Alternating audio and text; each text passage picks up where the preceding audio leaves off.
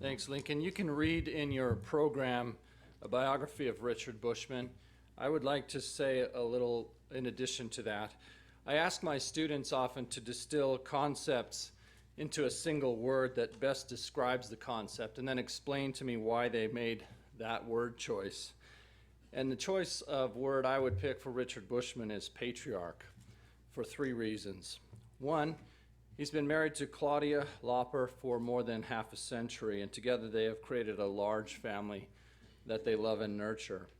The second reason is that he has served as a stake patriarch, called by revelation and giving blessings by the spirit of prophecy, as a temple ordinance worker, as a stake president, as a bishop 3 times.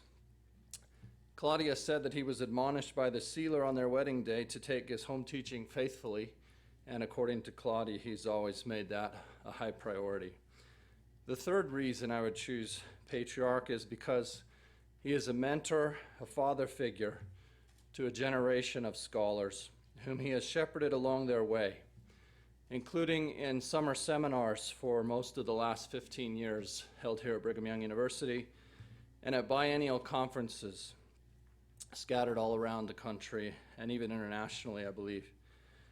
I met Richard in the late 90s at a conference hosted by Yale, where he was the featured speaker on his experience teaching American religious history.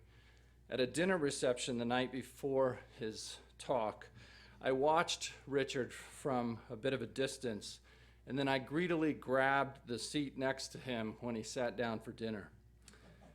We had a polite conversation that included him asking me where I went to school. And when I answered BYU, he threw his hands in the air and shouted, "You're a Mormon!" About like that.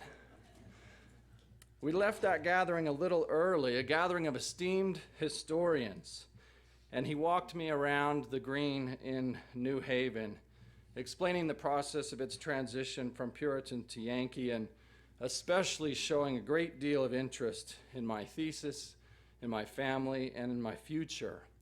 And I am hardly alone. I am one of very many in whom Richard has taken a deep and abiding interest. And I think, from my perspective at least, that is one of the greatest of his attributes. Richard, we're grateful that you've accepted our invitation to address us, and we look forward to hearing from you today.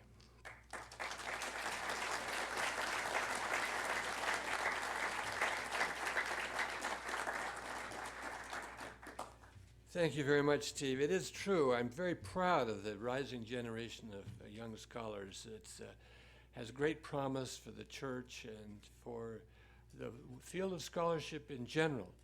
I think our young men and women with their perspective, their Mormon perspective, are able to find out things about the world probably no one else can as well. So thank you for that lovely introduction. And my congratulations to the 2 church history departments at BYU and in Salt Lake City for planning this conference and choosing such an imaginative question.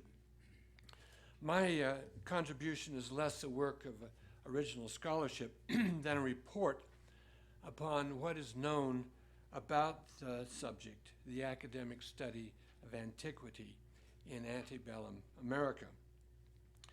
I have certainly enjoyed the opportunity to investigate what others have discovered about this subject and try to put it into a Latter-day Saint perspective. Out of my investigations over the past few months came a realization that the path to antiquity in Joseph Smith's time lay through language. One did not approach the deep past through history or anthropology or archaeology as formal disciplines, but through philology and linguistics. Joseph Smith's interest in language was tantamount to an interest in ancient history. The classicists were the antiquarians of the day, with an interest in the entire ancient world. To understand the academic study of antiquity, therefore, we must examine the study of Latin, Greek, and Hebrew in colleges and universities. Egyptian was not taught, but the classicists were the ones to keep up with Egyptian scholarship. This being so, I've divided the paper into 3 parts corresponding to 3 language groups: Latin and Greek first, then Hebrew, and finally Egyptian. And I hope to offer a few observations about the circumstances of each branch of 19th century language study as they bear on Joseph Smith. Caroline Winterer, whose book, The Culture of Classicism, surveys the golden age of Latin and Greek studies in America, offers this judgment. Next to Christianity, the central intellectual project in America before the late 19th century was classicism. It is difficult for us to grasp how dazzled Americans were by the ancient Greeks and Romans, how enthusiastically they quarried the classical past for more than 2.5 centuries. Supporting Winter's claim is the fact that nearly all of the 182 colleges in the United States before the Civil War required proficiency in the classical languages as a prerequisite to admission. The purpose of grammar schools was to teach Latin grammar in preparation for college. When Horace Mann applied for entrance to Brown University in 1816, he is required before admission to read accurately, construe, and parse Tully and the Greek Testament and Virgil, to write Latin in prose, and to know the rules of prosody. Elsewhere it was Caesar, Sallust, Cicero's orations against Catiline, Virgil's bucolics, Georgics, and Xenophon's Anabasis, and before starting college, for those who were admitted, classics dominated the curriculum. These requirements created a large market for classroom texts, which afforded scholars an opportunity to capitalize on their knowledge, just as textbooks do today. When Martin Harris visited Charles Anthon in the spring of 1828, the Columbia Classics professor was engaged in intensive negotiations with Edmund Henry Barker, an English classicist and entrepreneur, about publication of an English edition of John Lempriere's Bibliotheca Classica, a classical dictionary, which Anthon had published in the United States in 1825 after having made 4,000 editions. Barker offered to split the profits of an English edition, that is, published in England, which, as he said, may be considerable from the excellence of the matter which you have added to the book. Every few weeks in 1827 and 1828, Barker scribbled off another letter urging Anthon to hurry up, egging him on with the promise of rich rewards. Here's one passage. "And now, dear sir, I rejoice to think that you and I, diligent, active, zealous scholars, residing in 2 different parts of the world, can, by a union like what I have recommended, play into each other's hands and throw money into each other's lap, while we shall put forth good and useful books, bringing honorable fame and making each edition more valuable than its predecessor." As it turned out with so many scholarly projects, Anthon made nothing on the venture. They sold only 900 copies of their 3,000-volume press run, and all the money went to pay the printer. But neither of them gave up. Barker promised better results with a second edition, while at the same time urging Anthon to prepare a Latin dictionary, as well as a collection of Native American oratory, a hobby of Anthon's. Barker assured Anthon the demand was there, as doubtless the Columbia professor knew from his own experience. Barker and Anthon had in mind the market, made up of the thousands of British and American schoolboys laboring away on Latin. When Winter spoke of an intellectual project, however, she was thinking of something more than teachers and students. Under the influence of German scholarship, the study of classics had undergone a revolution in the early decades of the 19th century. Whereas earlier students had stolidly developed a technical knowledge of Greek and Latin grammar, under German influence, they turned to classical culture. The German scholars argued that the text could not be understood in a historical vacuum. Mastery of vocabulary and grammar did not reveal all there was to know. Meaning could only be grasped in the context of the world whence the texts originated.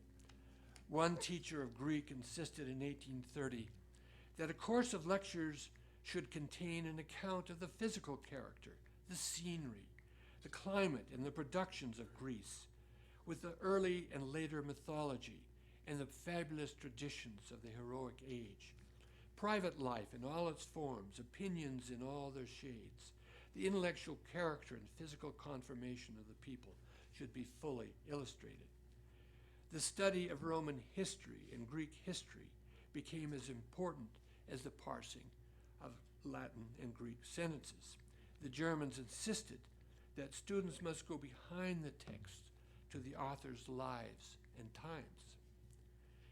This new line of thought had many implications. It brought into question, for example, who were the authors of the Homeric epics. Pressing through a text to the life behind it led scholars to ask, who were the actual writers? Were all the epics written by one man, a person named Homer? Or the texts a composite production, perhaps by a group of authors or bards? In other words, the Germans historicized the texts, a method that soon affected biblical scholarship. Querying the authorship of classical texts led inexorably to questions about the books of the Bible. The accounts of the distinctive qualities of New Testament books undermined the basic assumption that the Bible was a unified, inspired whole. It was the work of many authors writing in distinct voices. Once differences between the books were noted, differences within the books became apparent, and scholars were on their way to the documentary hypothesis. The New Humanism, as this movement was called, filtered into the United States through a small, influential group of American scholars who studied in Germany, and especially at Göttingen, in the first decades of the 19th century. Edward Everett, of later Gettysburg fame, was appointed the Elliott Professor of Greek at Harvard in 1815 and immediately went to Europe for 4 years. He was joined by George Bancroft, George Tickner, Joseph Green, and later many others who moved from place to place, absorbing the latest in classical scholarship. After learning all they could, they returned to teach in American universities, adding the new cultural outlook to the traditional focus on grammar and translation. This is what Winterer means by classicism being the central intellectual project in 19th century America next to Christianity. Not every American went all the way with the Germans. Some resisted the critique of Homeric authorship, fearing the books of the Bible would be next. But with or without reservations, they admired and emulated the German scholars. Classicism may have been a compelling endeavor for the learned, but did it have any impact on ordinary people? Was it of any importance to farm families in upstate New York? Did the classics leave a trace in the thinking of Brigham Young or Joseph Smith? Classicism reached pretty far into ordinary lives. Palmyra, it must be remembered, was the Greek name of a rich trading city in Syria that came under Roman influence. Utica was an ally of Carthage in the Punic Wars.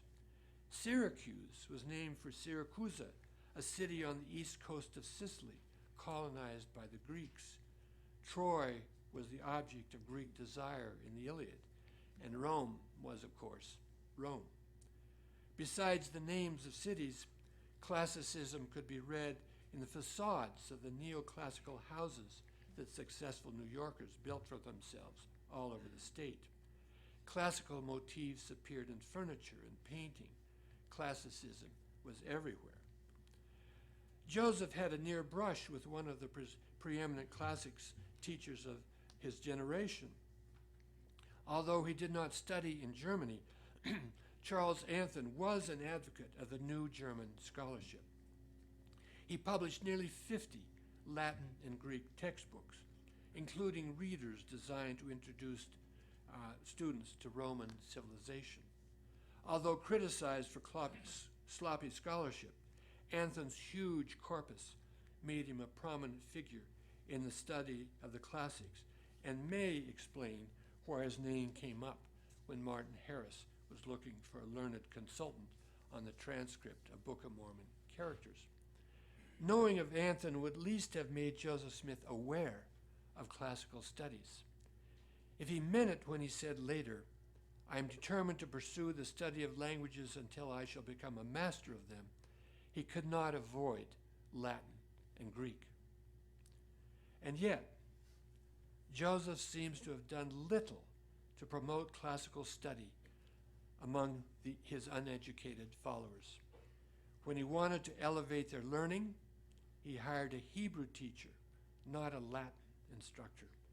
His own language studies later in life focused on German, and he was deeply involved in Egyptian, never Greek. It is particularly puzzling why Joseph Smith did not just study Greek more than he did. Greek, after all, was the original language of many New Testament texts, and Joseph had tied his fascination with languages to the scriptures. As he said, "My soul delights in reading the word of the Lord in the original." If the reason for studying Hebrew was to get back to the Old Testament prophets, why not Greek to understand New Testament apostles? Oliver Cowdery did bring a Greek lexicon back to Kirtland along with the Hebrew books as the School of the Prophets was getting started, but no one studied Greek in the school. If the Reverend Henry Caswall is to be believed, in 1842, Joseph Smith could not even distinguish Greek letters from Egyptian hieroglyphics. Greek instruction and Greek textbooks were certainly available. Edward Everett's American adaptation of Greek grammar went through 55 editions in half a century. Leading likes like Everett also promoted Greek culture as pointing humans toward a higher existence. Everett was influenced by Johann Joachim Winckelmann, the eminent German historian of Greek drama. As Winterthur explains, Winckelmann helped to inaugurate in Germany a religion of beauty, in which Greek art moved the viewer into contact with what was universal and eternal. Greece now emerged as the province of the spiritual and the ideal, the seat of art and learning, representing what was at once unique and universally true. Purveyors of Greek cultural values presented it as a remedy for the crass materialism of young America, which conceivably would make it attractive to Joseph Smith, also a critic of the injustices in modern American society. Yet no seeming affinities were enough to capture his interest. Greek received little more attention than Latin in the School of the Prophets or in Joseph Smith's personal study. 2 decades after Joseph Smith's death, Matthew Arnold, the noted professor of poetry at Oxford, identified Hellenism and Hebraism as the 2 pillars of modern Anglo-American culture, both aimed at perfection and salvation. Hebraism pursued the goal by stressing right conduct and obedience. Hellenism by seeking the truth of things as they are and by spontaneity of imagination. Arnold turned away from Hebraism with what he called its suffocating fear of sin, while Joseph Smith took exactly the opposite path. Joseph ignored Hellenism and embraced Hebraism more completely than any religious thinker of his generation. So much for the classical languages. Now on to Hebrew. While he dabbled in many languages, Joseph devoted himself most ardently to Hebrew and Egyptian, the two ancient languages most closely linked to his own work. The Book of Mormon said of itself it was written in a combination of Hebrew and Egyptian, a medley on the order of Coptic, which was Egyptian written in Greek. In 1835-36, the two were linked again, that is, Egyptian and Egyptian and Hebrew, again at least chronologically. The Mormon purchase of the Chandler mummies and papyrus rolls in the summer of 1835 thrust Egyptian into the forefront of Joseph's mind that fall. And the next winter and spring, 1836, he and other elders studied Hebrew under the tutelage of Joshua Seixas. It has been argued that the two undertakings may have been interwoven, the study of Hebrew affecting the translation of the Egyptian Abraham scroll. Whether this is accurate or not, in a 6-month period, both Egyptian and Hebrew received close study in Kirtland. Why did Joseph privilege these two languages above Latin and Greek remains a question. External events, to be sure, led him to Egyptian and Hebrew, the translations of the Book of Mormon and the Book of Abraham. But Joseph went above and beyond the necessities of his work when he scheduled Hebrew classes and undertook a grammar and alphabet of Egyptian. Samuel Brown has argued in an imaginative essay that Joseph was interested in more than the translation of the two ancient scripts. He also pursued the pure language of Adam, the perfect original tongue. Traditionally, Hebrew had been thought of as the prima lingua, the one language not confused at the Tower of Babel. If not the pure tongue itself, it was close enough that one might get back to the primeval truth by working through it. The very influential work of Theophilus Gale, The Court of the Gentiles, had claimed that the Hebrew language presents a perfect form of expression from which humanity fell because of its sins. Something close to this held true for Egyptian hieroglyphs as well. In their emblematic form, that is, as pictographs based on material objects, they were believed by some to approximate the original language. The deepest truths and mysteries of the world might be more clearly understood if voiced in these pure languages. Brown argues that Joseph hoped to recover the primal tongue in which truth could be stated unambiguously.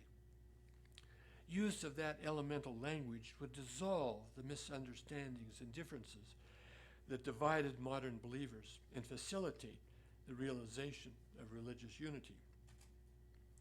It was not difficult to obtain instruction in Hebrew in Joseph's time. Hebrew had always caught the interest of Bible translators such as St. Jerome. In the medieval period, the study of Hebrew had suffered from Christian tensions with Jews, but it revived again in the Protestant Reformation with a renewed reliance on the Bible and the resulting translations into English. If ultimate truth was to be placed in the Bible, the original Hebrew manuscripts had to be understood correctly. Henry VIII established the Regius Professorships of Greek and Hebrew at Oxford and Cambridge in 1540, and that tradition of instruction carried over to America.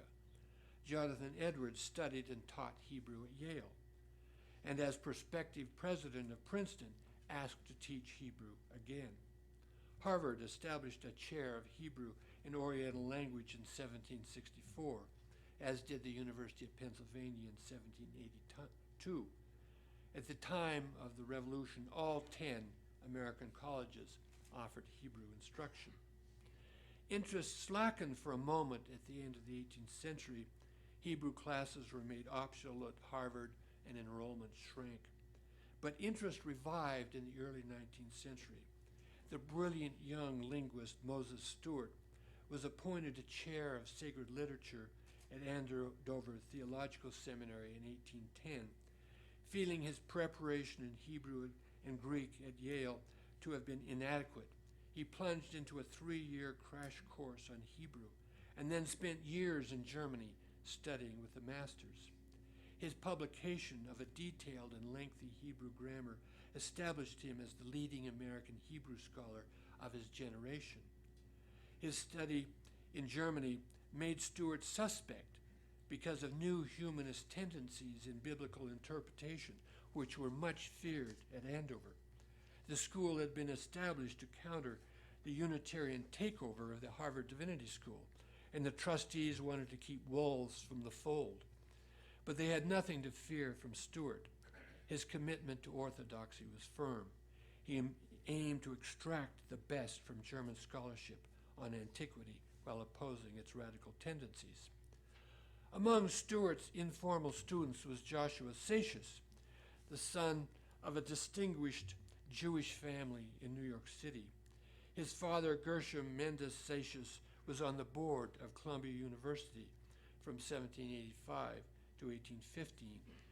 Seixas had learned Hebrew as a boy and as a young man offered instruction to his own New York Jewish congregation, Shearith Israel.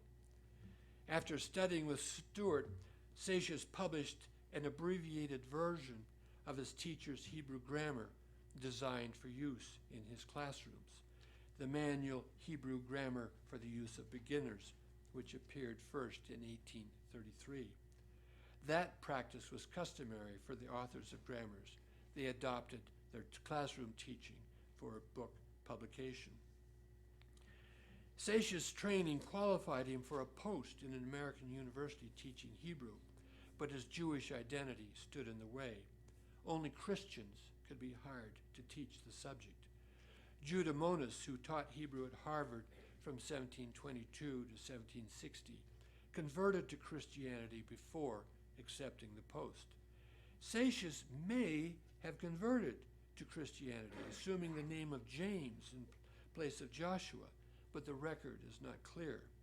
In any event, Seixas became a freelance who taught as an adjunct professor at Oberlin and at Western Reserve University in Cleveland.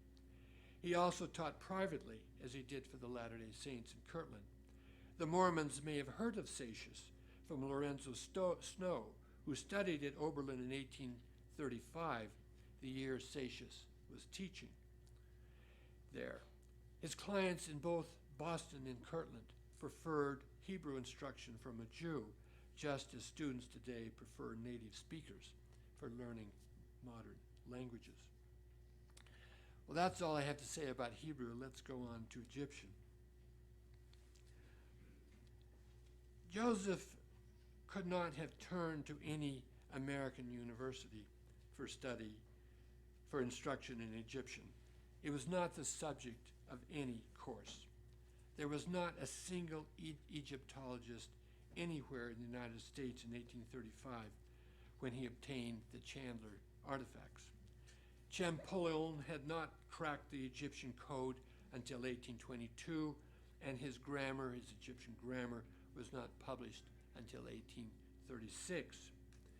Through the 18th century, little information about Egypt filtered into the public mind. Collectors of curiosities might own a piece of an Egyptian arm or a small fragment of papyrus, but broad public interest was low. A group of mummies that happened to reach Philadelphia in 1800 were put away in a warehouse and never seen again, simply forgotten. Then, over the next decade, the world's attention turned to Egypt. The British Museum installed its first mummy around 1803. Nicholas Boylston, a Boston merchant, imported a mummy in 1818, and a Cincinnati museum acquired a mummy head in 1822, along with papyri. Interest had risen in response to Napoleon's conquest of Egypt in 1798. Bonaparte had invaded Egypt to cut off Britain's access to India.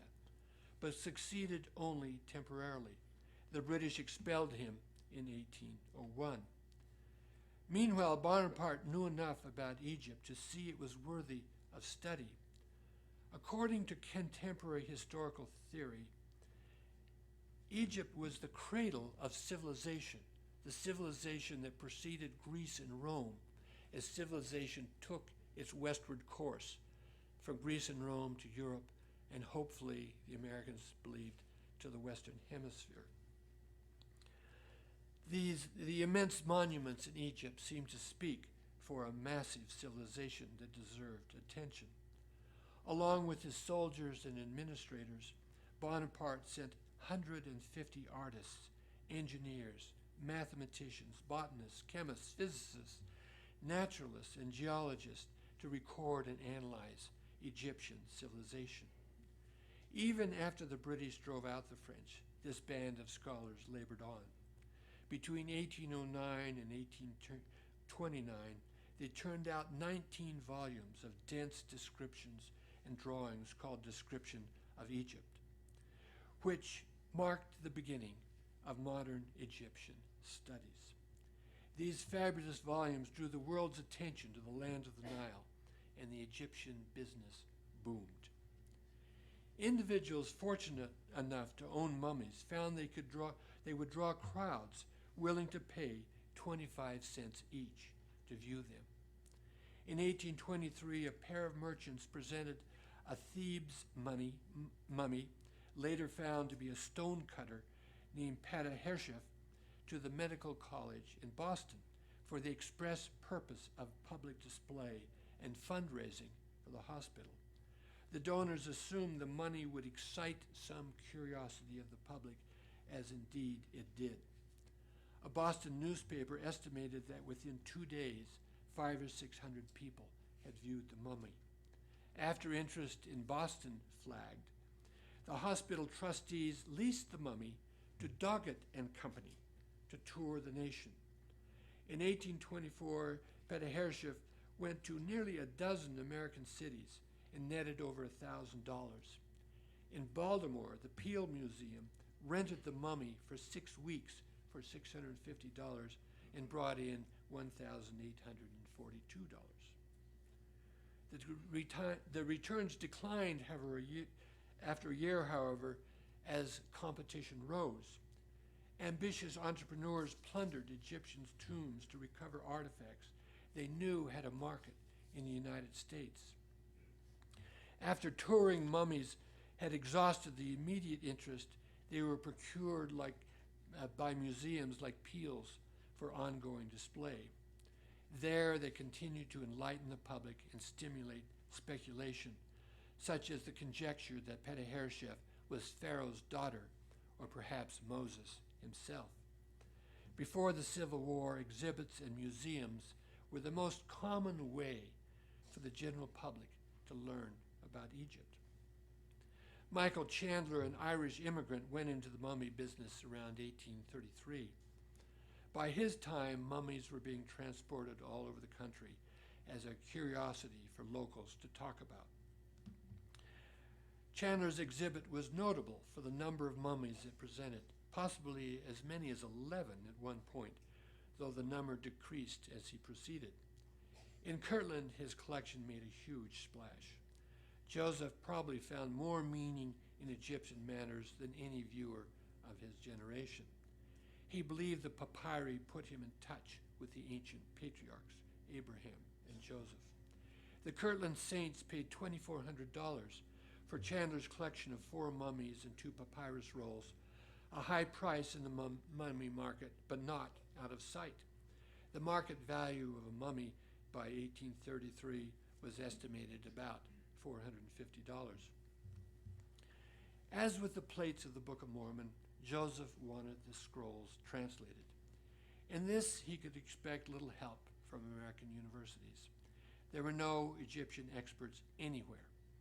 For centuries, European intellectuals had speculated about Egyptian without making progress in translating the language. On the whole, they were more interested in Egyptian as a mystery language than as a scientific study. The great 17th century German polymath Athanasius Kircher had speculated extensively on the hidden meanings of Egyptian, and students of Kabbalah, such as Pico della Mirandola, had seen in Egyptian hieroglyphs possible clues to how to manage magical powers. But Egyptian stood for mystery more than historical knowledge. Egypt was the home of the esoteric. This may have contributed to the fascination of Egyptian for the brilliant young French scholar Jean-Francis Champollion, who began lecturing on Egyptian at Grenoble in 1816 when he was still a teenager, and announced in 1822 that he had translated the hieroglyphs on the Rosetta Stone. The stone, which had been discovered in 1799 by a French officer, was written in hieroglyphic and Demotic Egyptian and in Greek. Originally inscribed in the 2nd century BCE, the top band of hieroglyphs was broken and incomplete, but it carried the same information as the middle band of Demotic Egyptian and the lowest band of Greek, making translation a possibility. One of Champollion's achievements was to overthrow common assumptions about the nature of Egyptian. Until his time, hieroglyphs were considered to be symbols. For centuries it had been believed that each of the little pictures stood for some material thing which symbolized something else. As William Stukeley, secretary of the Society of Antiquaries, put it in 1762, the characters cut on Egyptian monuments are purely symbolical. They are nothing more than hymns and invocations to the deity. A feather so often appearing signifies sublime. An eye is providence. A boat, the orderly conduct of providence in the government of the world. A pomegranate imports fecundity from the multitude of its seeds.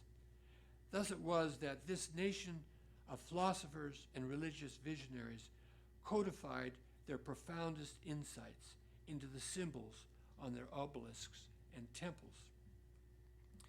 Looked at this way, hieroglyphics invited speculation. What could those tiny pictures mean? Stukeley believed that just understanding of them was lost. Only the ancient Egyptian priests knew their meaning.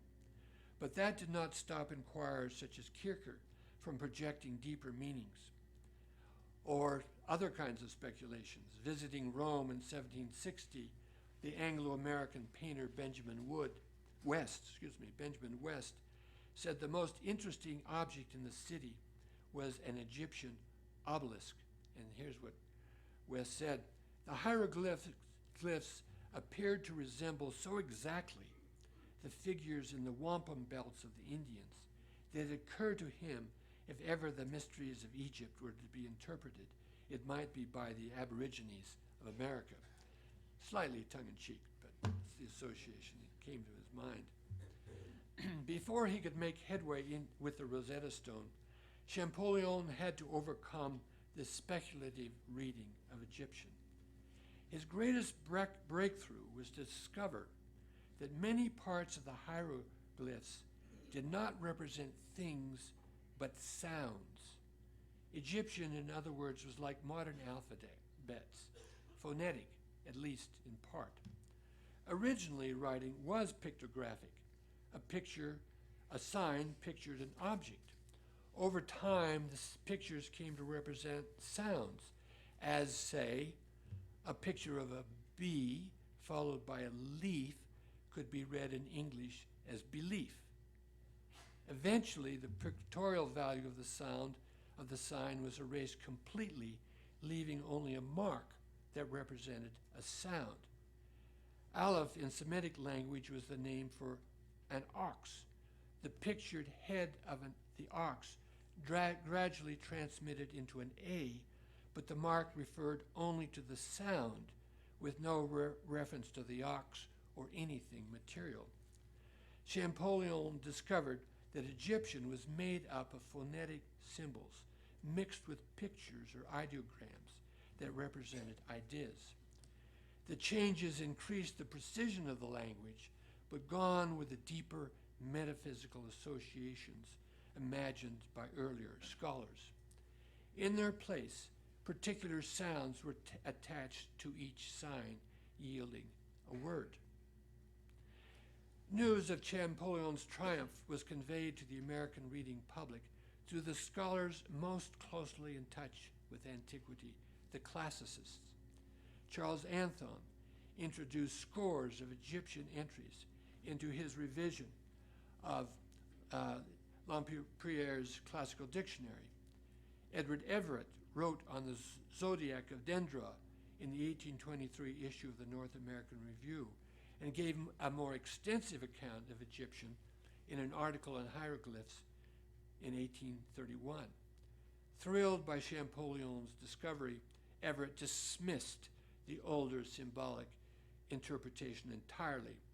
The work of the German Jesuit Athanasius Kircher, Everett said, was utterly baseless and laboriously absurd. He scorned the tendency to find religion, biblical religion, interwoven into Egyptian, such as the claim that the Psalm of David was buried in the zodiac of Dendra. But not everyone yielded entirely to Champollion's phonetic explanation of the hieroglyphs. The older symbolic interpretation lingered on. The transcendentalists, and more particularly the Swedenborgian Samson Reed, played up parts of the writing that promised it to yield metaphysical fruit. Reed picked up on Champollion's recognition of a certain class of signs called anaglyphs that were not true hieroglyphs but were symbolic pictures. These, Reed wished to believe, still carried the deeper mysteries of Egyptian wisdom that could be interpreted by the adept. Among the adepts, he included himself because of his understanding of the Swedenborgian doctrine of correspondence, which was the belief that material facts of nature corresponded to higher truths of the spirit. As Emerson, a great admirer, Reed put it, nature is the symbol of the spirit. The world is emblematic. The poet, Emerson wrote, shall use nature as his hieroglyphic. Reed and the Transcendentalists saw the interpretation of hieroglyphs as of a piece with the interpretation of nature. The surface meaning of both had to be transcended to discover the spiritual truths they secreted within themselves. If we follow Samuel Brown's analysis, Joseph Smith and William W. Phelps stood with Emerson and Reed in the symbolic school of Egyptian interpretation. In the grammar and alphabet of the Egyptian language, each hieroglyph was matched to an English interpretation many lines long. One character, according to the emblematicists, contained multiple meanings, and it was not surprising that it took a paragraph to explore them. Emerson and Reed would have understood what the two Mormons were attempting, although appalled at the meanings they assigned. Long-form definitions of hieroglyphs made sense to the symbolists. Joseph actually followed the same approach in his use of Hebrew words to lead the saints into deeper theological truths. The plural name for God, Elohim, became in his hands a theology, and the word for organize, a theory of creation. Occasionally, Joseph Smith appeared to flaunt his knowledge of languages to impress his audience with a pretended erudition. At least he approved the flamboyant translations that Phelps wrote into political documents in 1843 and 44 over Joseph Smith's name. To a degree, these linguistic flourishes revealed Joseph's social insecurity. He knew he lacked education and polish, and tried to compensate. But social aspiration did not govern his choice of languages for intensive study. Had he been motivated primarily by a desire to be respected socially, he would have begun with Latin and Greek. Because classicism was the central intellectual project of his time, he would have sought literacy in that arena first. But he chose instead to focus on Hebrew and Egyptian, serious but exotic languages. In concentrating here, he seems to have been driven by a quest for spiritual knowledge. The classics, and especially Greek, led to a higher beauty and heightened refinement, but not religious mystery and elemental truth. Hebrew and Egyptian offered the spiritual wisdom Joseph hungered for. In selecting these two for particular attention, he revealed the deeper tendencies of his mind and spirit. Thank you.